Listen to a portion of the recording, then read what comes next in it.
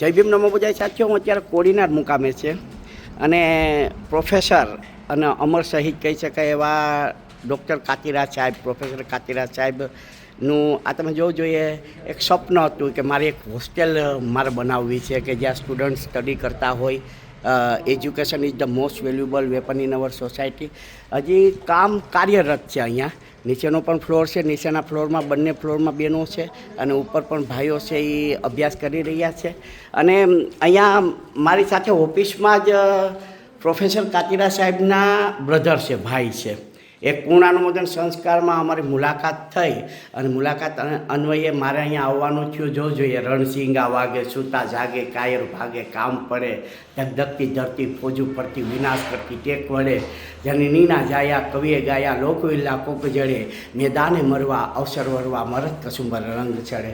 તો હું પ્રોફેસર કાતિરા સાહેબના બ્રધરને નમ્ર વિનંતી કરીશ કે પહેલાં સૌપ્રથમ આપનું ઇન્ટ્રોડક્શન આપજો, આપનું એજ્યુકેશનનું માળખું કહેજો.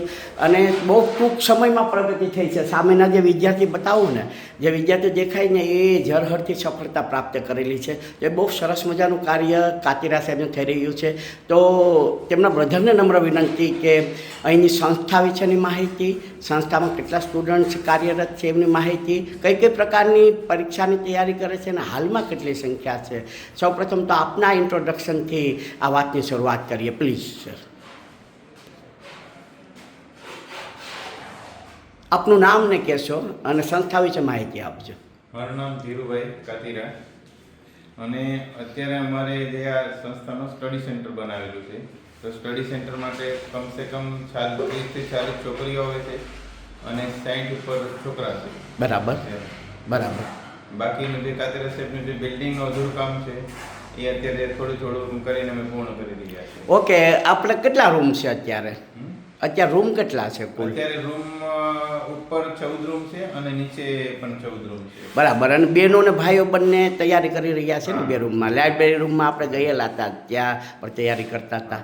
આપનું આગળનું વિઝન કયા પ્રકારનું? કાતિરા સાહેબનું જે સ્વપ્ન હતું કે આપ એમના બ્રધર છો તો આપને ખ્યાલ પણ હશે, વિદિત પણ હશે. આગળનું એ વિઝન અમારું કે જેટલો સમાજ શિક્ષિત બનશે અને સમાજના છોકરા જેટલા પહેલા સક્ષમ થશે તેટલું ભારત દેશનું પેલું થશે. બરાબર છે. એટલે એજ્યુકેશન વગર બિલકુલ નકામું છે. વાત બિલકુલ ખરી છે તમારી. તો ધીમે ધીમે અત્યારે જે તૈયારી કરી રહ્યા છે એમાં રનિંગમાં પોલીસની એક્ઝામમાં કેટલા સ્ટુડન્ટ પાસ થયેલા છે? પોલીસની એક્ઝામમાં અત્યાર સુધીમાં આર્મી અને પોલીસમાં અને તલાટીમાં એમાં કરીને 10 થી 12 છોકરા ગયા છે. ખૂબ ખૂબ સાધુવાદ, ખૂબ ખૂબ સારું. તો બીજું બોર્ડ પણ એ લગાવવું પડશે ને હવે, કારણ કે બહુ તનતોડ મહેનત કરી રહ્યા છે. જો અહીંયા કામ કાર્યરત છે, એકદમ વેરાવળ બાયપાસથી રસ્તો છે, તમે જોવું જોઈએ. અને બહુ જોરદાર સ્વપ્ન છે પ્રોફેસર કાતિરા સાહેબનું. અહીંયા આવીને ધન્યતા અનુભવું છું, કારણ કે આવી વ્યક્તિ જેણે કોડીનારની એજ્યુકેશનને એક હબ બનાવવાનું સ્વપ્ન હતું અને ધીમે ધીમે સમાજના મારફતથી થયું છે. એમના ભાઈને મળી અને ખૂબ ખૂબ આનંદ થયો. અને આવી રીતે ઉત્તરોત્તર પ્રગતિ કરતા રહો ને એવો સમય હશે તો હું પણ અહીંયા આવીશ અને સ્ટુડન્ટ્સને જે માર્ગદર્શન પ્રદાન કરવું હશે તો આપણે પ્રદાન કરીશું. સબકા મંગલ હો, સબકા કલ્યાણ હો, વિક્રમ બોધ.